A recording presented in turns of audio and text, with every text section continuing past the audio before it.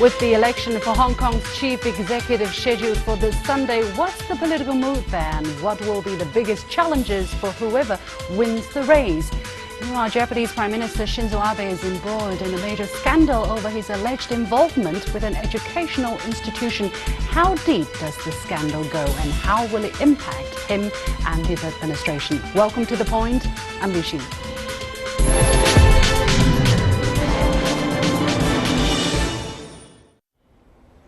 Japanese Prime Minister Shinzo Abe has been dragged deeper into a scandal concerning Moritomo Gakuen, an educational establishment known for its hard right-wing curriculum.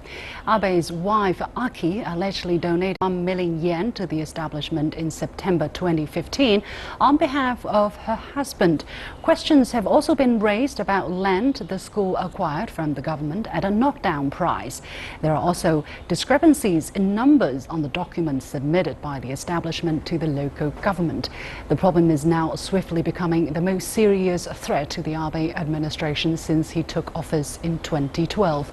How will the scandal impact on Shinzo Abe and his government? To discuss more, I'm joined in Washington, D.C. by Larry Hajime Shinagawa, who is a former director of the Asian American Studies program at the University of Maryland, and from London by Christine Surak, as senior lecturer in Japanese politics at the School of Oriental and African Studies in the University of London. Welcome to the two of you.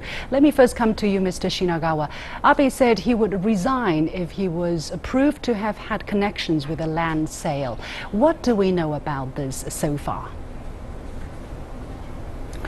Well, I don't think that there is a very strong possibility that he will resign. But nonetheless, what we do know is that the land sale was one in which the property was supposed to be much was given, and instead it was only 15% of the value.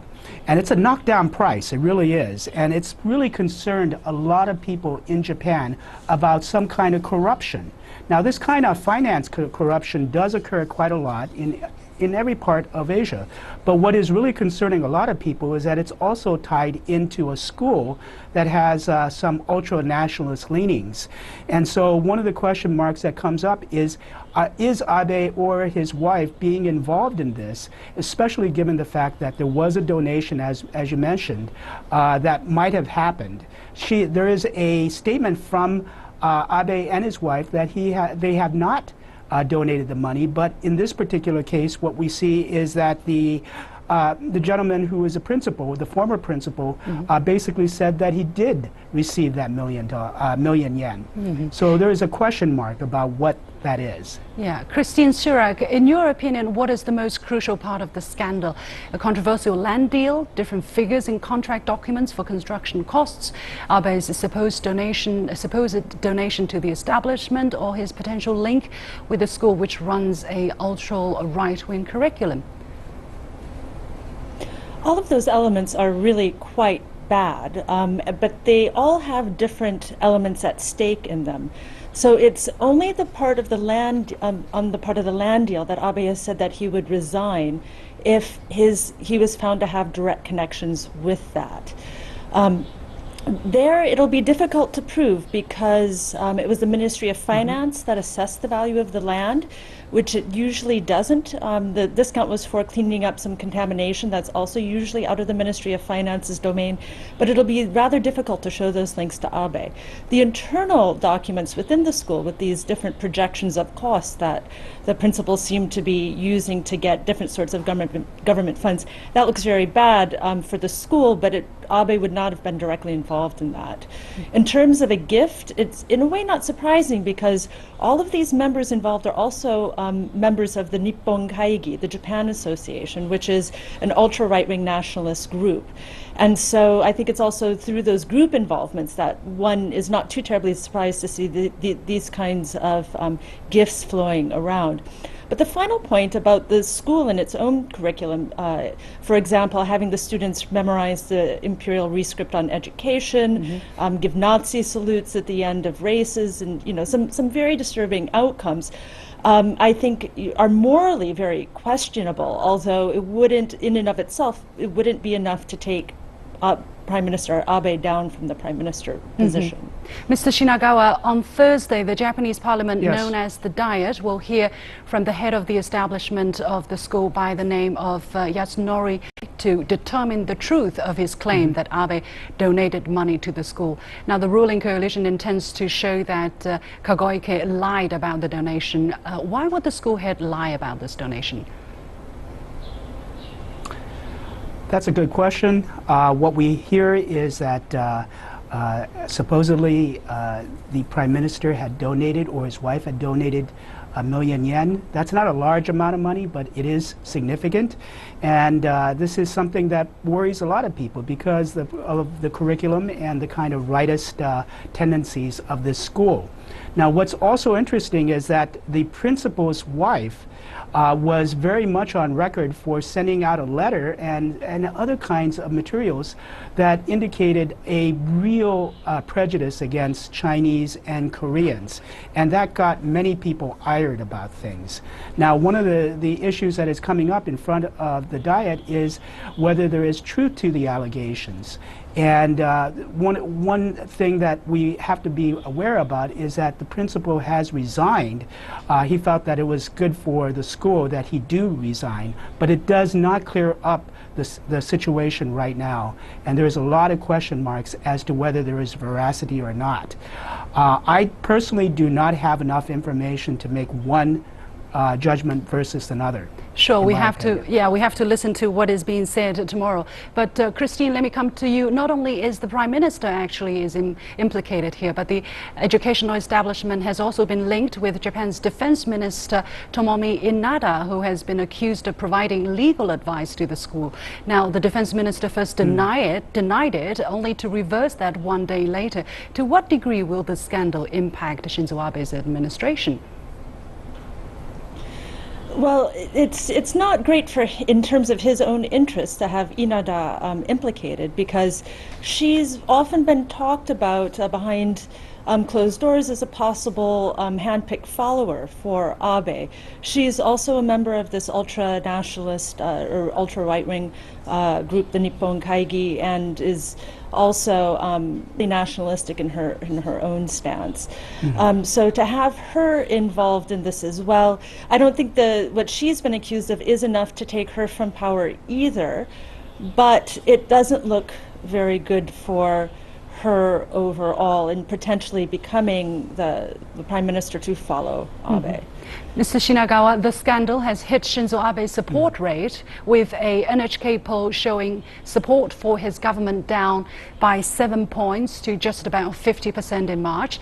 Now, the latest survey by the Yomiuri Shimbun newspaper shows approval has dropped by 10% to 56%, and an online survey by Japan's Nikkei Business Daily found that his support fell to 36% from 63% in just a week. However, some Japanese media say no rival politician appears powerful enough to challenge him over the scandal. How do you look at Abe's political future at this moment? Right. In my opinion, Prime Minister Shinzo Abe is in a situation where he certainly is experiencing a lot of scandal or charges of scandal, but at the same time, there is no viable alternative candidate to replace him. He may be a Prime Minister that will be serving up to 9 years, which will be amazing and unprecedented in many ways after post-war Japan. And one of the reasons why is because in many ways Japan is going through a new kind of era in which there is the rise of China and there's also the threat of North Korea. And as long as North Korea is becoming more imminent as a threat, there is going to be some tendencies among the Japanese to try to deal with that situation of a possible nuclear attack on Japan. And in that sense, the question mark is, where can we find a candidate in Japan that will be strong enough in terms of conveying to the public a united front to deal with this kind of situation? Big question mark. In this particular case, the defense minister is also one that has gone through some scandals, especially in South Sudan, but at the same time, I don't think that this is enough of an issue right now yet Yeah. to sink either of the two. Now, finally, let me come to you, Christine. In Japanese post-war history, there were precedents that top leaders or important members of the ruling party were forced to resign or even sentenced for involvement in corruption cases. What is the level of the Japanese people's tolerance towards state leaders' scandals in your eyes? Well, in comparison to other cases, sometimes it's rather surprising the rather small figures that can be involved in these corruption cases. Sometimes they can be absolutely enormous, as in the 1980s with Kanemaru. But I think Japanese public more broadly kind of rolls its eyes in sighs and feels regret that its politicians have so often come down in corruption scandals, but also doesn't feel as though there's much they can do about it. In all of this, we have to remember that the number of people turning out to vote has been declining quite substantially. So Abe's been elected with a smaller proportion of the electorate supporting him than voting against him earlier in the 2000s, simply because so many people have gotten rather tired of the way politics has been running in Japan, and are because they don't see there's much point. Thank you very much to Mr. Larry Hajime Shinagawa joining us from Washington, D.C., and to Christine Surak joining us from London. And this is the end of our first discussion, and here is my point. As we heard, all of this leaves a nasty taste in the mouth and yet again gives people cause for concern about whether they can trust their politicians, regardless of whether the charges leveled against Abe and his government are proven or false. It damages the credibility of those in authority, and ultimately no one in the business of politics comes out the winner. We'll take a short break and we'll be back to discuss the story from Hong Kong in just a moment. The 2017 Hong Kong Chief Executive election is scheduled for this Sunday. The three candidates are former Chief Secretary Carrie Lam, former Financial Secretary John Tsang, and retired Judge Wu Kwok-ing. According to the election system, candidates must be nominated by at least 150 members of a 1,200-strong election committee to qualify for the race. Now, all three candidates have passed that nomination gate, with Carrie Lam receiving the most nominations. However, there are uncertainties and confrontations, as some people say that the system is not wholly democratic and that Beijing has imposed much influence on this election. For more insight on the topic, I'm joined from Hong Kong by Mr. Zhang Siu Wai, a senior lecturer at Hong Kong Baptist University, and in Beijing by David Tian, an associate professor of Beihang University's Law School. Thank you very much, gentlemen, for joining me today. Now, Mr. Chang, let me come to you first. Now, this Sunday, the vote will be taking place. Now, we all remember the Occupy Central protest movement, the veto of election reforms, and other controversial issues that have dominated headlines in recent years. What is the current political environment in Hong Kong? Right now, Hong Kong people are prepared to see the results, because most of us do not have the right to vote for this, because the election committee has around 1,200 people. And but the public opinion are divided. Some of them are supporting the one of the top two candidates, Carrie Lam, and the other half supporting Zhang Zheng. And the public opinion polls conducted by various institutions, by the polling companies and by the centers in universities, all indicate that at now, Zhang Zheng has a higher approval rating and support by the public in those polls. But the differences and between him and Carrie Lam is narrowing.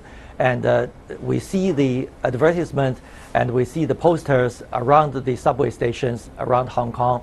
And we see these candidates, after two debates, still gain some points in those debates and showed their capability.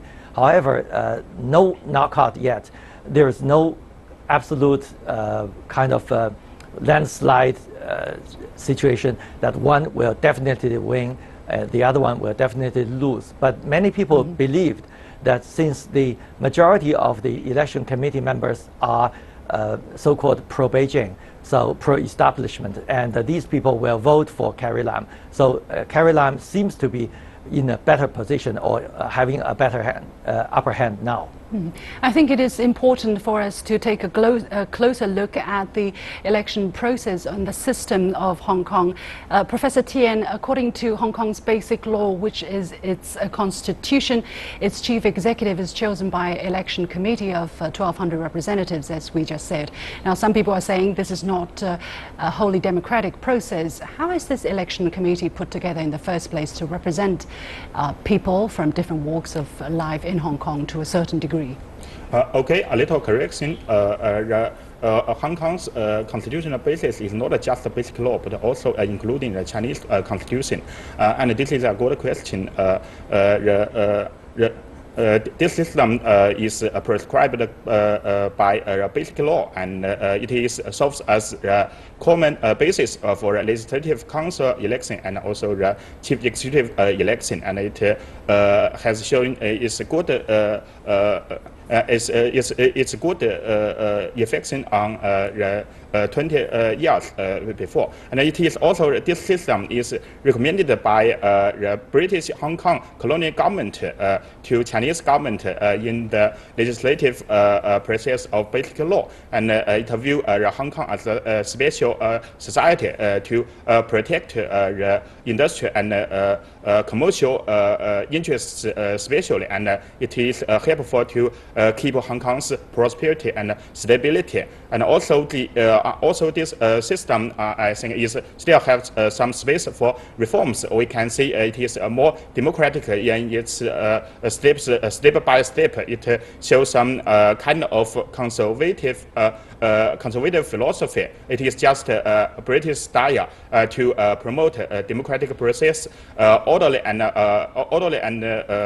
gradually, and also shows balanced participation. So rational system, of course, it needs some space for reforms. Mr. Cheung, how should we understand the election process of Hong Kong's leader as guaranteed by the Basic Law? I mean, under the British system until 1997, when Hong Kong was handed back to China, there was no local election whatsoever. The governor of Hong Kong was always appointed from London.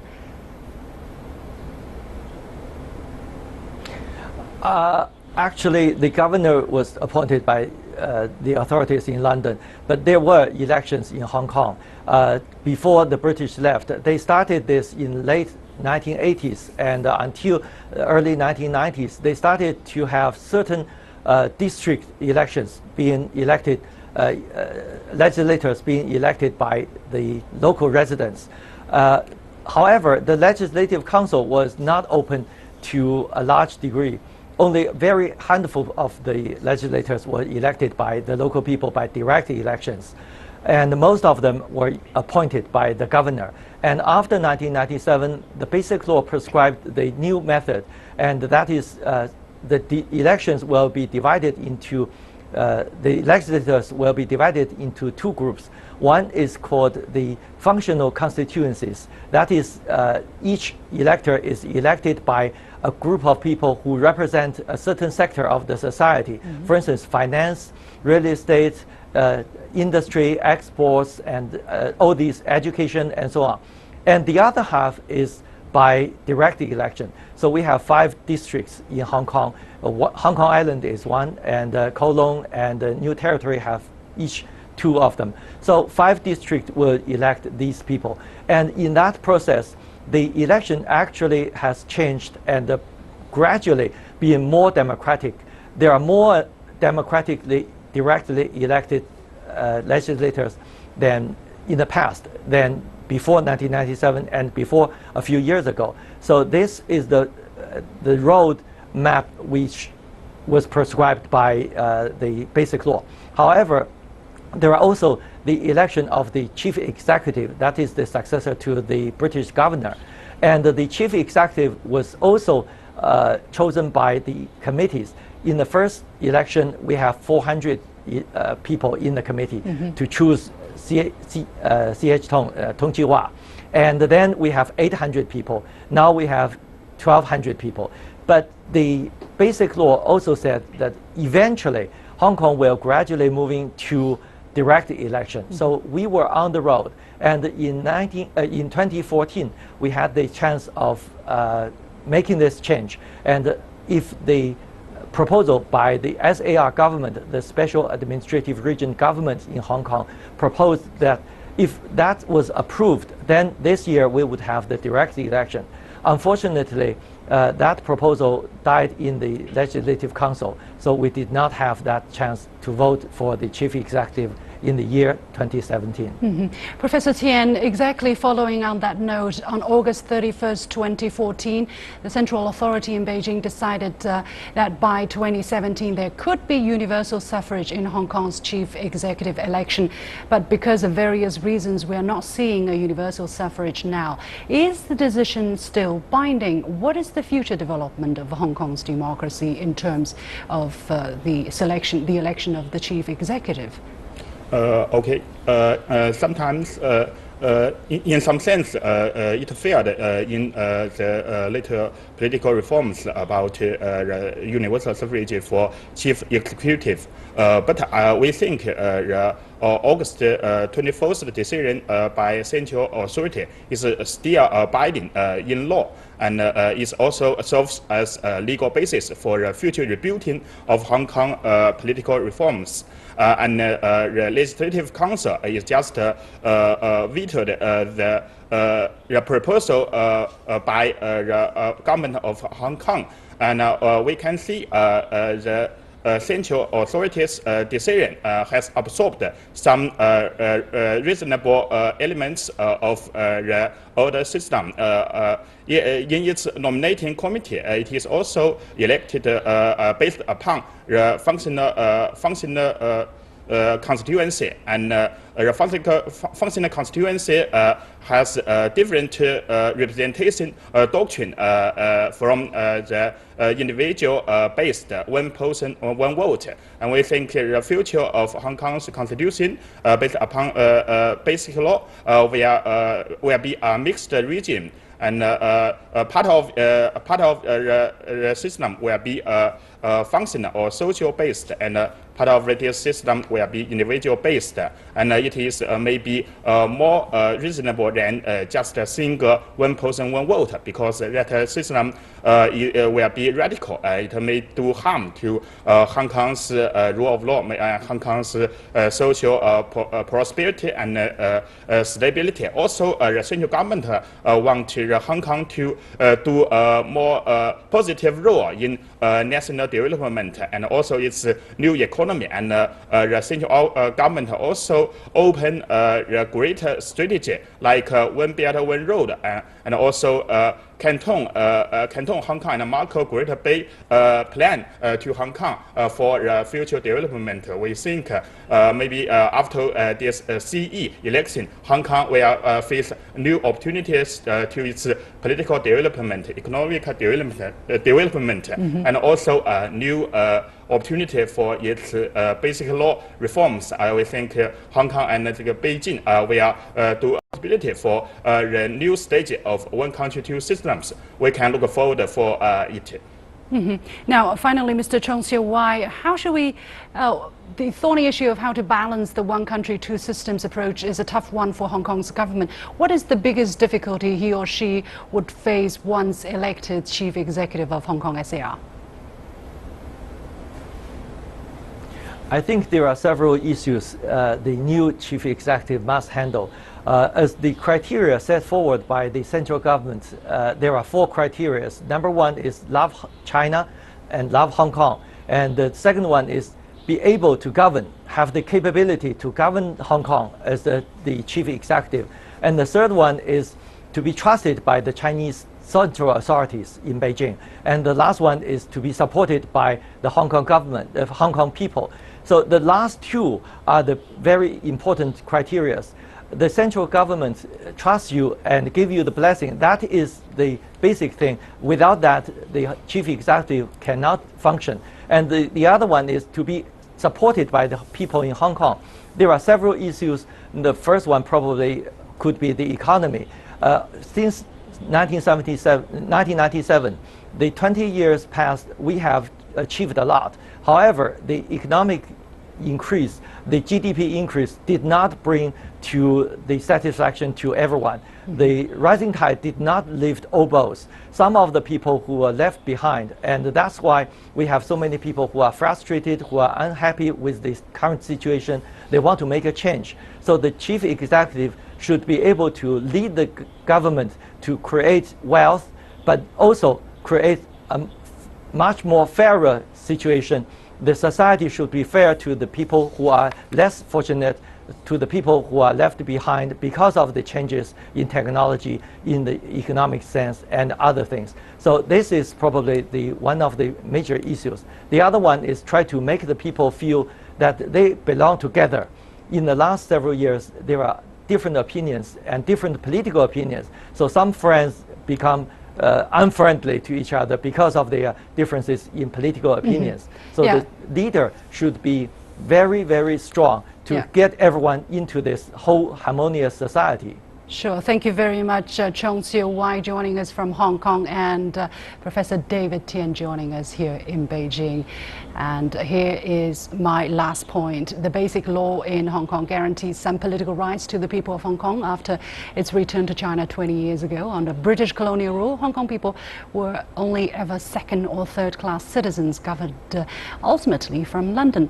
How to broaden the representation of the electoral system in Hong Kong is something that can be discussed and possibly improved in the future.